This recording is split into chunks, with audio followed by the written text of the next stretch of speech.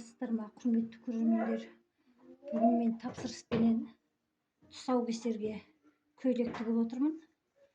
Сол көйлектің мына зер жіппенен алдыменен кестесін тігіп алып, одан кейін арнаулы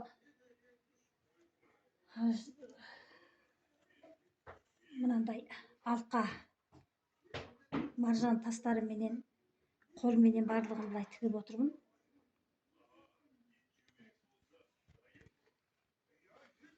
Мына зер жіппенен бірдегенде тігіп алып, оның барлығын қолменен екінші қайтада тігіп, мына тас моншақтарменен кішкентай баланыкі болғаннан кейін барлығын осылай жапсырып шықтым.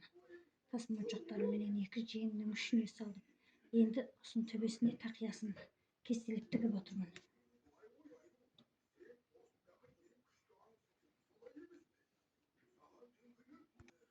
Желімменен тіккеннен көрі осыны осылай инеменен әр қатарын, әр жібін осылай инеменен тігіп шыққан өте жақсы көрінеді.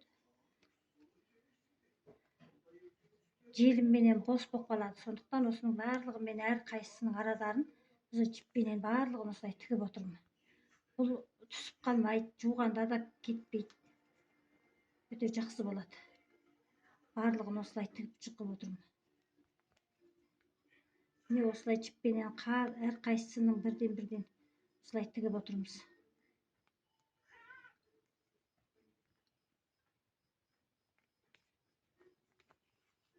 Міне осылай тігіп келе жатырмын мен барлығын енді. Менің каналыма тіркеліп, сүйреніп, лайк басып өздеріңіз қолдай отырыңыздар.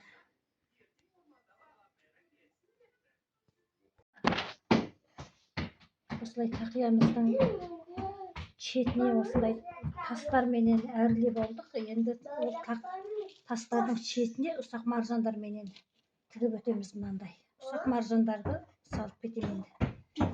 Bu da ерекше әдемі көрініп тұрады. Кішкентай балалардың тіл көзінен сақтау үшін осындай ұсақ маржан алқадарменен сәндеп шығамыз. Біткеннен кейін қазір тағы да көріп жатасыздар. Міне мен бүгінгі істеген ісімді бітірдім.